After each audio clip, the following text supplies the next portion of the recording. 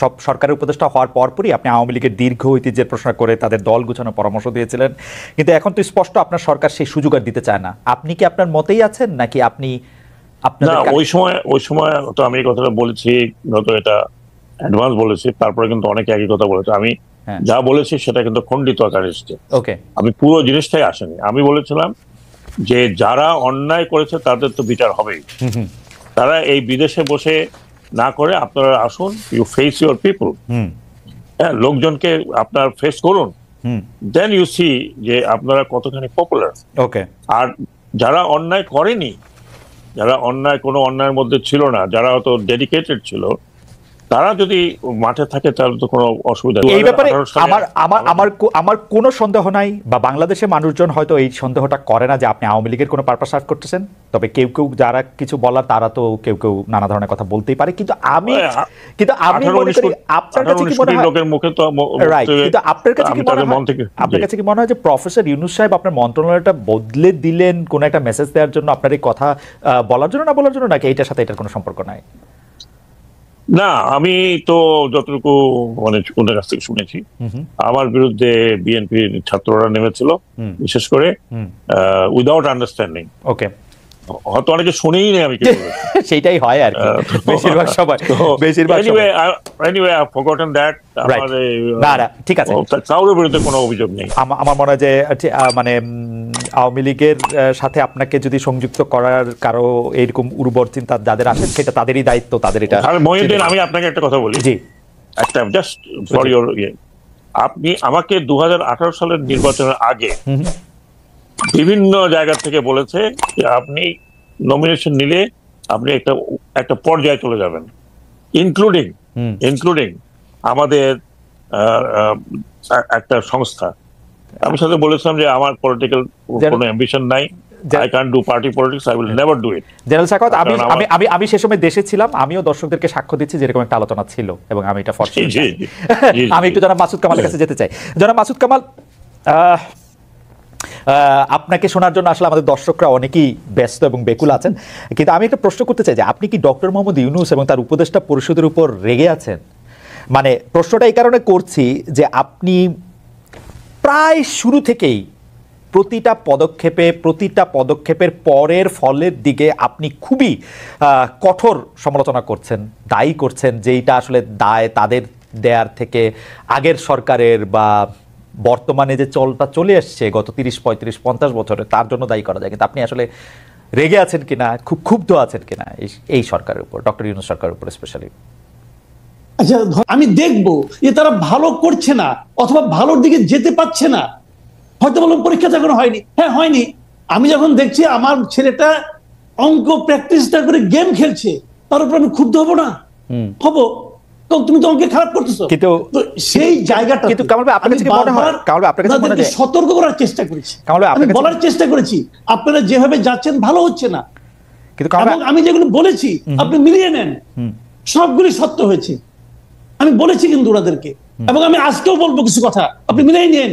যেমন আজকে আমি একটা কথা বলে রাখি, যেমন আমি দ্রব্যমূল্য নিয়ে বলেছি, শুরু থেকে বলেছি এটা আপনাদের ভোগাবে, এবং ভুগিয়েছে। তারা সেই পদক্ষেপগুলি নিয়েছে কখন? যখন নাকি তাদের পুরো জিনিসটা নিয়ে মানুষের মধ্যে হইচই শুরু হয়ে গেছে তখন। এবং আমি আজকে একটা কথা বলি আপনাকে, এই যে আমাদের সড়কগুলি আছে, বর্ষাকাল কিন্তু এখনো চলছে, সড়কগুলি কিন্তু ভাঙা। দেখেন আগের যে সড়ক ছিল, আগের সরকার কি করতো, এমন ভাবে সড়ক মেরামত করতো যাতে নাকি 1 বছরের একটু আগেই ভেঙে যায়। তারা এমন ভাবে মেরামত করতো, টাকা নিতে অনেক, চুরিচামারি করতো, কিন্তু অনেক চুরিচামারি হচ্ছে জায়গায়। তাদের এই মেরামত গুলি অল্প অল্প করতো যাতে নাকি প্রতি বছরে রিপেয়ার করতে হয়, আর তাদের বিপুল লাভ হয়, এবং সড়কগুলি কিন্তু ভাঙবে। আমি এখন থেকে সতর্ক করছি, এই সড়কগুলো আপনারা ঠিক করেন, দেখবেন যদি ঠিক না করে আর 3 থেকে 4 মাস আপনি হাইওয়েতে চলতে পারবেন না। এখন এটা আমি বলবো না। কামাল ভাই, সড়কের ব্যাপারটা আসার আগে আমি একটু দ্রব্যমূল্য নিয়ে কথা বলি। আপনি দীর্ঘকাল গণমাধ্যমের শীর্ষ পদে কাজ করেছেন, এখনো কাজ করছেন নানা রকম ভাবে। আমি দ্রব্যমূল্যের ব্যাপারটা ফর শিওর জানি। আপনি যখন বলবেন যে দ্রব্যমূল্য বাড়ছে বা দ্রব্যমূল্য নিয়ে আপনি কথা বলবেন, এটা আরেক ধাপ বাড়ে। আপনি তো খুব ভালো করে জানতেন যে জানেন যে দ্রব্যমূল্য বাড়া বা এটা নিয়ন্ত্রণের বাইরে চলে যাওয়া সেটা সাময়িক, সেটা কিছু সময়ের জন্য মানুষের অতি মুনাফার কারণ, সরকারের দায় সেখানে অনেক কম। কিন্তু আপনি সবচেয়ে বেশি দ্রব্যমূল্যটা নিয়ে যদি বলি, আপনি সরকারকে এত বেশি ব্যর্থ কেন বা সরকারের ব্যর্থতাটা কেন আপনি এত বেশি দেখেছেন? আচ্ছা, দ্রব্যমূল্য বাড়লে আমি কার ব্যর্থতা বলবো? এটা তো দ্রব্যমূল্য পাল্টা প্রশ্ন করলাম, এটা আমার ব্যর্থতা আর আপনার ব্যর্থতা? এটা কার ব্যর্থতা? বাজার তো চাহিদা, দ্রব্যমূল্য বাড়লে এটা কার ব্যর্থতা? আচ্ছা, দ্রব্যমূল্য বেড়ে গেল, বেড়ে গেল কি কারণে বাড়লো সেগুলি না হয় আপনি যদি খুব শার্প হন, আমি যদি খুবই শার্প হই, আমি যদি খুব কানেক্টেড থাকি, আমি হয়তো আইডেন্টিফাই করতে পারবো যে ওর কারণে বাড়ছে। এর চেয়ে বেশি কিছু করার ক্ষমতা আমার আছে? এটা কার করতে হবে? সরকারকে যে করতে হবে। কিন্তু সরকার যখন একজন যে চেয়ার দেখেন, এই ব্রিগেডিয়ার সাখাওয়াত হোসেন, উনি এখন যে একটা জায়গায় চেয়ারে বসেছেন, এর আগে কিন্তু ওখানে ছিলেন না। যখন উনি না ছিলেন তখন ওনার কাছে কি গভর্নমেন্ট যে অ্যাপারেটাস গুলো ছিল না, তখন উনি হাজার বললেও কিছু হতো না। কিন্তু যেই মাত্র উনি যে চেয়ারে বসলেন তখন কিন্তু সরকারের সমস্ত ইনস্ট্রুমেন্ট গুলো উনার হাতিয়ারে পরিণত হলো। এখন উনার দায়িত্বটা কি? হাতিয়ার গুলো জায়গা মতো ব্যবহার করা। যদি ব্যবহার কেউ না করে আর যদি বলে যে আমি ওই লিগেসি নিয়ে আসতেছি, আওয়ামী লীগ আমলে এটা হয়েছিল, আমি কি করব, তাহলে বুঝতে হবে কি যে উনি ওই হাতিয়ারগুলো হয়তো দেখতে পাননি অথবা ওই হাতিয়ারগুলো ব্যবহার করতে জানেন না।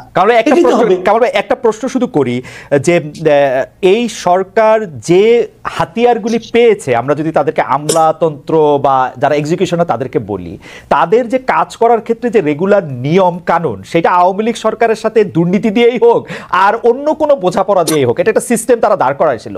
এখন এই সরকার আইসা তো সেই হাতিয়ারগুলি ব্যবহার করতেছে, যেটা নানাভাবে দুর্নীতির মরিচা পড়া, অন্যায়ের ঝামা দিয়ে ভোতা হয়ে যাওয়া, সেগুলি তারা কিভাবে আর ব্যবহার করবে? মানে আমি জানতে চাইতেছি আসলে, মানে এটা আমি আপনাকে বলি যে সেগুলি তারা ব্যবহার করছে কেন? তাদের কি সেগুলি কি ব্যবহার করার জন্য আমরা তাদের হাতে পায়ে ধরছিলাম যে ভাই আপনি এই আমলাকে নিয়ে এই কাজ করেন বলছিলাম? কেন ওনারা ওই আমলাকে নিয়ে কাজ করছেন? কেন ওনারা ওই সচিবকে নিয়ে কাজ করছেন? আমি একটা কথা আপনাকে বলি, শুনেন। 4 অগাস্ট মানে 12টা 1টা 2টা বন্ধ হয় না এই পর্যন্ত বাংলাদেশের কোন একজন সচিব শারীরিকভাবে, মানসিকভাবে, আর্থিকভাবে অথবা আধ্যাত্মিকভাবে শেখ হাসিনার পতন চেয়েছিল? চায়নি। বরং যারা তাদের সমস্ত কিছু দিয়ে শেখ হাসিনার গভর্নমেন্ট টিকে থাকুক সেটা চেয়েছিল। 5 তারিখে সবাই এই গণঅভ্যুত্থানের মাধ্যমে আসা নতুন সরকারের পক্ষে হয়ে গেল। 8 তারিখে শপথ দিল, তারা সবাই ডক্টর ইউনূসের লোক হয়ে গেল, ব্রিগেডিয়ার সাখাওয়াতের লোক হয়ে গেল। ওনারা তাই মনে করছেন কেন? কেন তারা ব্যবস্থা নিলেন না? এখন যদি উনি বলেন যে ওনাদের রেখে যাওয়া ইনস্ট্রুমেন্ট দিয়ে আমি কিভাবে কাজ করব, তার মানে কি ওই ইনস্ট্রুমেন্ট গুলো তো আপনাকে রাখছেন আপনাদের কাছে। আপনি বলবেন কি হতে পারতো? আমি আপনাকে বলি না যে পুরো আমলা আপনি শেষ করে দেন, আমি বলি না। আমি এটা বলি যে যারা নাকি অ্যাক্টিং সচিব ছিলেন যারা, তাদেরকে আপনাদের উচিত ছিল প্রথম 1 সপ্তাহের মধ্যে সরাই দেওয়া। সরাই দিলে কি হইতো? পুরো আমলাতন্ত্র, পুরো ব্যুরোক্রেসির মধ্যে একটা মেসেজ যাইতো। কারণ একটা জিনিস আপনি মানবেন, আপনি দীর্ঘদিন নিজেও সাংবাদিকতা করেছেন, মানবেন যে জয়েন্ট সেক্রেটারি, এডিশনাল সেক্রেটারি পর্যন্ত প্রতিভা দেওয়া হওয়া যায়, কিন্তু সেক্রেটারি হতে হলে তাকে অবশ্যই সেই গভর্নমেন্টের সঙ্গে পলিটিক্যালি ইনভলভ থাকতে হয়। সেই গভর্নমেন্টের সমস্ত সেক্রেটারি নিয়োগ হয় রাজনৈতিক ভাবে। আমি একটু বোঝার জন্য রাজনৈতিক ভাবে নিয়োগকৃত সেক্রেটারিতে সরাই দিতেন ভাই, এতে কোনো দেশের ক্ষতি হতো না। ছাত্ররা যদি উপদেষ্টা হইতে পারে, এডিশনাল সেক্রেটারি দায়িত্ব পালন করতে পারতো। পারেন নাই কেন করতে? কারণ আপনারা ওই সিস্টেমকে টিকে রাখতে চাইছেন। এখন চাইয়ে নেওয়ার পরে যদি বলেন যে আমার হাত পা বাঁধা, আমি কি করবো? না, আপনার কাছে সত্যি মনে, অন্য একটা জায়গা থেকে বলি, আপনার কাছে সত্যি মনে যে এই সিস্টেমটা টিকায় রাখতে চাইছে এই অন্তর্বর্তীকালীন সরকার? ধরেন 80 জন সচিবের বাদ দেওয়াটা কি প্র্যাকটিক্যাল ছিল? মানে প্রথমে আইসাই প্র্যাকটিক্যাল ছিল, কিন্তু এই সরকারের পক্ষে উপলব্ধি করা কঠিন ছিল। কেন ছিল? কারণ এই সরকারের মধ্যে অনেকগুলি সচিব ছিল। এই সরকার সচিব নির্ভর সরকার ছিল এবং বয়স্ক সচিব, সবাই রিটায়ার্ড সচিব ছিল অনেকগুলো। তারাই প্রভাব বিস্তার করেছেন এবং তারা বুঝে, এবং যখন একজন লোক বয়স্ক হয়ে যান তিনি কিন্তু পরিবর্তনকে ভয় পান। আমরা একদিকে আমলা, আবার একদিকে বয়স্ক, পারবেন না তো কিছু করতে। কামাল ভাই খুবই চমৎকার করে বলছেন। আমি আজকে আরো অনেকগুলি বিষয় আছে, সেজন্য আমি এইটা এখানে রাখলাম, কিন্তু আমার অনেক শুনতে ইচ্ছা করতেছিল আরো। ব্রিগেডিয়ার জেনারেল সাখাওয়াত, আপনি কি একটু বলবেন? কামাল ভাই একটা একদম স্পেসিফিক কথা বলেছেন যে আপনারা আসলে এই যে অজুহাতগুলি এগুলি রাখতেই চাইছিলেন, গত সরকারের এই মাথার উপর চেপে বসা থাকা সিন্দাবাদের ভূতের মতো লোকদেরকে আপনারা রাখতেই চাইছিলেন, এটা কি ঠিক? আমি কি আমার কথা বলবো? নোবডি নোজ কে কখন যাবে। আমি বলি আপনাকে আমার কথাই ধরুন। আমি স্বরাষ্ট্র মন্ত্রণালয়ে যিনি ছিলেন, তিনি 3 দিন ছিলেন, তারপরে কিন্তু চলে গেলেন, এখন তিনি জেলে আছেন। তারপরে আমি যখন নৌ মন্ত্রণালয়ে আছি, নৌ মন্ত্রণালয় খুব একটা ভাইটাল মিনিস্ট্রি, এখানে সবাই বললো যে একজন সেক্রেটারি আছেন, তিনি অত্যন্ত তুখোড় এবং ভালো কাজের লোক, বাট আমি যখন তার সম্বন্ধে জানতে পারলাম যে উনি যখন সমস্ত সচিবদের নেতা ছিলেন, তখন ওনার কিছু কর্মকাণ্ড ওয়াজ নট একজন সচিবের মতো ছিল না, মানে নিউট্রাল লোকের মতো ছিল না। তো উনি নিজে, তারপর উনি কিন্তু ওএসডি হয়ে গেছেন। তারপরে আরেকজন আসলো, আমি নিজেও জানতাম না, আমার এই সংস্থা থেকে একজন হলো, ভালো ভালো। আমরা যদি নাম্বারের কথা আসি, কারণ মাসুদ কামাল ভাই স্পেসিফিক 80 জনের কথা, মানে সচিবদের কথা বলেছেন, আমি জানি 80 জন সচিব পর্যায়ের কর্মকর্তা বা পদমর্যাদা রয়েছেন, এক দুজন বেশি টেশি হতে পারে। আপনার কাছে কি মনে হয় কত পার্সেন্ট সচিব এখনো পদে রয়েছেন? পার্সেন্টেজ এটা কি আমি এক্স্যাক্টলি জানবো না, কারণ আমি জানি যে আমাদের যে উপদেষ্টারা আছেন তাদের বেশিরভাগই সচিব কিন্তু পরিবর্তন হয়ে গেছে। ওকে, না উপদেষ্টা তো 20 জন। কামাল ভাই, আপনার কাছে কি কোনো ডেটা আছে যে কতজন আওয়ামী লীগ সচিব এখনো রয়ে গেছেন সচিব পদে বা কর্মরত ভাবে? আমার কাছে ডেটা নেই, কিন্তু আমি যতটুকু আমি বলি, আমি তো বিভিন্ন পত্র পত্রিকা পড়ি, একজন সচিব চলে গেলে কিন্তু সেটা খবর হয়। তো আমার জানা মতে 10 জনের বেশি সচিব যায়নি। কিন্তু এগুলো আমি একটা নিউজ বলি, শুনেন। আমার এখান থেকে 3 জন গেছে কিন্তু। আচ্ছা, আমি ছোট একটা উদাহরণ দেব বলি আপনাকে, একটা উদাহরণ দেব তাহলে বুঝবেন। জিনিসটা হলো কি, আমি কিন্তু এই সচিবদের বিরুদ্ধে আমার কিন্তু ব্যক্তিগত কোনো রোষ নাই। আমি বলতে চাচ্ছিলাম পুরো আমলাতন্ত্রকে, পুরো ব্যুরোক্রেসিকে একটা মেসেজ দেওয়া। মেসেজটা আপনি শুরুর দিনে দিতে পারতেন, আস্তে আস্তে দিলে হয় না। আমি একটা বলি আপনাকে, ধরেন আপনি দাঁত তুলতে যাবেন, আপনি দাঁত যদি বলেন যে আপনি আমাকে 1 ঘন্টা ধরে আস্তে আস্তে টানে টানে তুলেন, ভাই আপনি দাঁত তুলতে পারবেন? দাঁত তুলতে হয় কিন্তু টান দিয়া, পরিষ্কার। তো এক টানে তুলতে হবে আপনাকে। আমার মনে কামাল ভাই এই বিষয়টা একটা বড় আলোচনার দাবি রাখে, কারণ আমরা এটা শুনতেও চাই, বুঝতেও চাই। আমাদের যদি কখনো সুযোগ, আমরা এটা জানতে চাইবো যে কেন এটা করা হয় না, কারণ এটাই স্বাভাবিকতা। কারণ আমেরিকাতেও কিন্তু এইভাবে চলে যে ডেমোক্রেট প্রেসিডেন্টের জায়গায় রিপাবলিকান প্রেসিডেন্ট হলে তারা পুরো দপ্তর নিয়ে তারা সরে যায়। যাই হোক, আমি যে প্রশ্নটাতে আসতে চাইছিলাম সেই প্রশ্নটা হচ্ছে যে দুটি খুব গুরুত্বপূর্ণ বিষয়। মানে একই প্রশ্ন আপনাদের দুজনকেই আমার করতে হবে। সেই বিষয়টি হচ্ছে যে শেখ হাসিনার পদত্যাগের আগে বা পলায়নের আগে, আমি ইদানিং মানে প্রথম পলায়ন পদত্যাগ কোনটা বলবো বুঝতে পারতেছিলাম না, আমি দুইটাই বলি আসলে। এই পতন এবং পলায়নের আগে বৈষম্য বিরোধী ছাত্র আন্দোলনের অন্যতম দাবি ছিল রাজনৈতিক দলের লেজুর ভিত্তিক ছাত্র রাজনীতি বন্ধ করা। কিন্তু আমরা দেখলাম যে লেজুর ভিত্তিক ছাত্র রাজনীতি বন্ধ করা নেই, শুধু ছাত্রলীগের রাজনীতি বন্ধ করা হয়েছে। এইটা আপনি কিভাবে দেখেন জেনারেল সাখাওয়াত? দেখুন খালেদ, এইটা কিন্তু আমরা যখন আরপিও সংশোধন করি বা সংস্কার করি, তখন কিন্তু স্পষ্টতভাবে বলা হয়েছিল যে কোনো দলের ছাত্র সংগঠন থাকতে পারবে না। ছাত্র সংগঠন থাকলে তারা তাদের নিজস্ব কায়দা থাকবে। রাইট। আপনি যদি এখনো আরপিওটা করেন, তাহলে ওখানে অনেকটা ডাইলুটেড করার পরে যেটা আছে, সেটা হচ্ছে ছাত্র সংগঠন যার যার সংগঠন মোতাবেক চলবে। সেখানে যে বড় দলগুলো বললো আমাদের আইডিওলজিতে যারা চলবে তাদেরকে আমরা আমাদের অঙ্গ সংগঠন বানাবো না, হয়তো তাদের সাথে আমাদের একটা আইডিওলজিক্যাল মিল থাকতে পারে।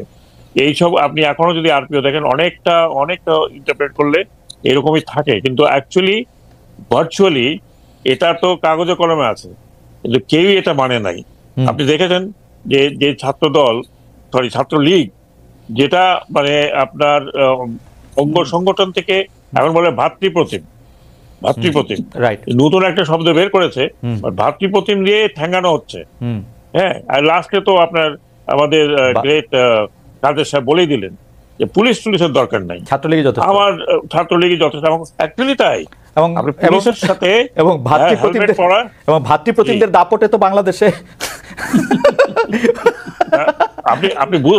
আমি কি বলবো আপনাকে, রাইট, কিন্তু আমার প্রশ্ন হচ্ছে যে আপনারা লেজুর ভিত্তিক ছাত্র রাজনীতি শুধু ছাত্রলীগেরটাই করবেন কিনা? এই সরকার এটাকে আলাদা করে একটা ঘোষণা দিল, অন্য লেজুর ভিত্তিক ছাত্ররা মানে ছাত্র দল ছাত্র শিবির কোন দিক দিয়ে এদের ভালো হবে বা বাম সংগঠন? আমি কে ভালো হবে কে খারাপ হবে সেটা আমি বলছি না। জি, আমি একটা তো দাবি ছিল, দাবিটা আমার মনে হচ্ছিল বোধহয় যে ইউনিভার্সিটির অঙ্গনে এই ধরনের ছাত্র সংগঠন থাকবে না, লেজুর ভিত্তিক। আমি যতটুকু নিয়ে আসি, ইউনিভার্সিটির ডাকসু আছে, সেটা সেই সংগঠন তো ছাত্রদের সংগঠন। এখানে ছাত্র নামে ঢুকলো, তারপরে আপনি জানেন দাদু ভাই সবকিছু হয়ে যাচ্ছে। আরেকটি বড় জিনিস আপনি দেখেন, কিন্তু এই ছাত্র রাজনীতি আমরা যেগুলো দেখেছি, সেই ছাত্র রাজনীতি আর এই ছাত্র রাজনীতির মধ্যে সেটা ঠিক আছে। আমার প্রশ্ন সরল ডক্টর সাখাওয়াত, আমার প্রশ্ন হচ্ছে ছাত্রলীগকে যতটা আওয়ামী লীগের লেজ হিসেবে দেখা যাচ্ছে, ছাত্র শিবিরকে বা ছাত্র দলকে কি আপনারা লেজ হিসেবে দেখতে পাচ্ছেন না বিএনপির বা জামাতের? এখনো তারা ওই ধরনের ভিজিবল নয়। ছোট ছাত্রলীগ লেজ নয়, ছাত্রলীগ লেজ নাড়তো। হ্যাঁ না সেইটা হয়েছিল ছাত্রলীগে কি হয়েছিল সেটা তো আমরা সবাই নিজের চোখেই দেখছি আসলে, সেইটা কোনো কথা নাই। কিন্তু আপনি বলছেন যে ওইটা মানে শিবির এবং ছাত্রদল এখনো সেরকম হয়ে ওঠে নাই। আমরা একটু মাসুদ কামাল ভাইয়ের কাছে জানতে চাইবো যে মাসুদ কামাল ভাই আপনি ব্যাপারটাকে আসলে কিভাবে দেখেন? আমি আপনাকে শেষ দিয়ে শুরু করি। ছাত্রলীগকে দেখেছেন ওরকম কেন দেখেছেন? কারণ তখন ছাত্রলীগ যাদের ভাতৃপ্রতিম সংগঠন তারা ছিল ক্ষমতায়, শিবির যাদের ভাতৃপ্রতিম সংগঠন তারা যখন ক্ষমতায় থাকবে তখনকার শিবিরকে দেখেছেন? শুনেন আমি একটা কথা বলি আপনাকে, বিষয়টা হলো কি যে আসলে ক্ষমতায় কে আছে সেটা দিয়ে নির্ভর করে তার সাঙ্গ পাঙ্গ, তার আপনার বাসায় চাকর বাকর পর্যন্ত 400 কোটির মালিক হবে কি হবে না। 400 কোটির মালিক কি শেখ হাসিনা যখন ক্ষমতার বাইরে ছিলেন তখন কি তার চাকর বাকরটা হইতে পারছিল? পারে নাই। বিষয়টা হলো ক্ষমতায় থাকতে পারা না পারা নিয়ে।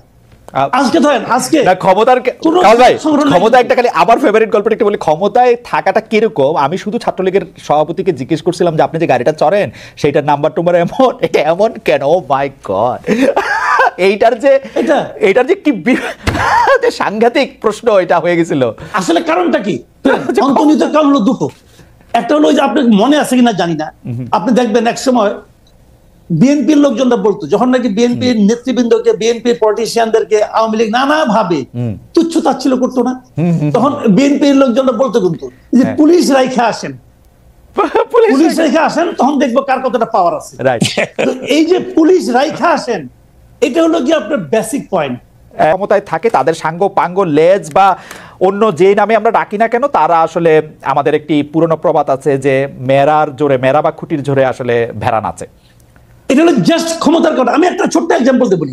আজকে দেখেন বৈষম্য বিরোধী ছাত্র আন্দোলনের ব্যানারে যারা কাজ করতেছে তারা যাচ্ছে এবং তারা রাষ্ট্রপতির বাসভবন পর্যন্ত যাচ্ছে, আন্দোলন করতেছে। আচ্ছা এই কাজটাই ছাত্রলীগের কথা বাদ দেন, আমি ছাত্রলীগ বলতে চাচ্ছি না, ছাত্র দল করতে পারবে? পারবে আজকে? ছাত্র দল এরকম একটা মিছিল করতে পারবে আজকে?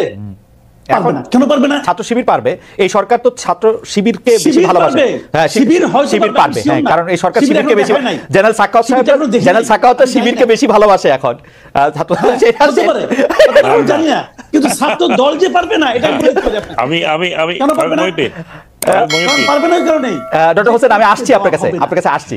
জি জি, না এটা বলতে চাইছিলেন। জি জেনারেল সাখাওয়াত। না, যেটা আমি বলছিলাম যে এগুলো কোনো পার্টিকুলার ছাত্র দলের জন্য, মানে ছাত্র সংগঠনের ব্যাপার না।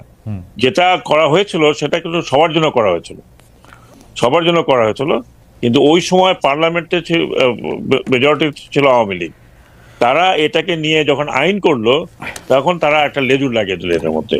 আমরা এটাও বলেছিলাম ইভেন বিদেশে যে সংগঠনগুলো আছে এগুলোর সাথে মেইন পার্টির কোনো যোগাযোগ যেন না থাকে, আমরা নিষিদ্ধ করেছিলাম। এটা একদম ঠিক আছে, কিন্তু মাসুদ কামাল ভাই একটা পার্টিকুলার পয়েন্ট তুলে ধরছেন যে আজকে যে বৈষম্য বিরোধী ছাত্র আন্দোলনেরা রাষ্ট্রপতির পদত্যাগ চায়, রাষ্ট্রপতির ভবন অভিমুখে যাইতে পারলো, উনি বলছেন যে এটাকে আসলে ছাত্রলীগ পারবে। আমার জবাব হচ্ছে পারবে না। ছাত্রদল পারবে কিনা সেই ব্যাপারে, ছাত্রদল পারবে কিনা সেই প্রশ্নের জবাবে কামাল ভাই এই প্রশ্ন তোলার পরে আমি বলছি যে ছাত্রদল পারবে কিনা জানি না, উনি বলছে পারবে না। কিন্তু আমি বলছি শিবির পারবে, কারণ এই ছাত্র শিবিরের হয়তো সেই ক্ষমতা আছে এই সরকারের আমলে। ব্যাপারটা হচ্ছে এরকম আর কি। এইটা কি আপনি একমত? আমি মোটেও একমত না, কারণ আমি অন্তত এরকম কোন সাইন এন্ড সিম্পটম দেখিনি যে এই সরকার একটা পার্টিকুলার কোন দলের সাথে বা দলের প্রতি আপনার দুর্বল। এখন এটা যদি আপনারা বাইরের থেকে মনে করেন যে এনিথিং গোয়িং এখন কিন্তু জেনারেল সাখাওয়াত আমি শেষ করি। পূর্বতন সরকারের আনডিড গুলো যখন মানে আনডু করার প্রশ্ন আসে তখন কারো না কারোর সাথে মিলবে। আমি যেমন বলি আপনাকে, আমি যখন টক সাথে কথা বলতাম তখন আমি প্রায় শুনতাম যে আমি একটা পার্টিকুলার দলের দিকে ঝুঁকে গেছি, কারণ আমি যে কথাগুলো বলতাম সেগুলো হয়তো কোনো একটা পার্টিকুলার দলের পক্ষে যায়, যে তারা যেভাবে চাইছে নির্বাচন হওয়া আমিও ঠিক সেভাবে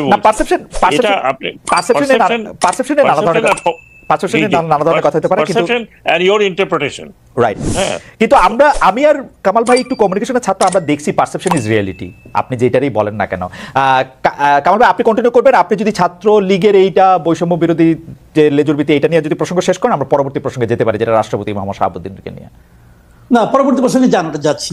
আচ্ছা, সেটা হচ্ছে যে রাষ্ট্রপতি মোহাম্মদ শাহাবুদ্দিনের কি আসলে পদত্যাগ করার ক্ষেত্রে, মানে আমি দুইটা জিনিস, আপনি যেহেতু এটা অবতারণা করছেন, আমি বলতে চাই যে রাষ্ট্রপতি শাহাবুদ্দিনকে এই সরকার রেখে দিতে চাইলেন সাংবিধানিক বিভিন্ন গন্ডগোল ঝামেলা এড়ানোর জন্য, কিন্তু এটা ঠিক হয়েছে কিনা, বা এটা আরো তারা লম্বা সময়ের জন্য এটা রাখতে হবে কিনা, একই প্রশ্ন আপনি বললে তারপর আমরা জেনারেল সাখাওয়াতের কাছে একটু শুনতে চাইবো। জি কামাল ভাই। আমি মনে করি আজকে তো ওনাদের একটা মিটিং ছিল উপদেষ্টাদের, ওনাদের মিটিং এ তারা সিদ্ধান্ত নিয়েছেন যে এই ব্যাপারে ওনারা পলিটিক্যাল পার্টির সঙ্গে আলাপ করে সিদ্ধান্ত নেবেন। আমি মনে করি এই যে সমস্যাটা তৈরি হয়েছিল গত কয়েকদিনে, এটার সবচেয়ে সম্ভাব্য সবচেয়ে ভালো পদক্ষেপ ওনারা নিয়েছেন, সবচেয়ে ভালো সিদ্ধান্ত ওনারা নিয়েছেন। কারণ এটা নিয়ে আপনি হইচই করতে পারেন, বাড়াবাড়ি করতে পারেন, যা কিছুই করতেন, তাতে একটা কথা মাথায় রাখতে হবে ভাই, এই উপদেষ্টা পরিষদ বলেন, এই অন্তর্বর্তী সরকার বলেন, তাদের কাজটা কি, মূল লক্ষ্যটা কি? এই রাষ্ট্রপতি শাহাবুদ্দিন চুপ থাকলো কি থাকলো না, এতে কি তাদের ওই কাজের কোনো কিছু হেরফের হবে?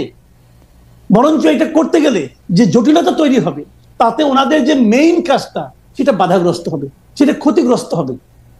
আর কি হবে, হুজুগের বসে একটা দাবি তুলেছেন আমাদের হাসনাত আব্দুল্লাহরা, ওনারা তুলেছেন, ওনাদের এই যে তোলাটা, এটা কিন্তু আমি করছি না, মানে আমি এটাকে অনার করছি। কামাল ভাই কি জটিলতা তৈরি হবে? কামাল ভাই কি জটিলতা তৈরি হবে? কামাল ভাই কি জটিলতা তৈরি হবে? এটা আপনি করতে পারতেন শুরুতে।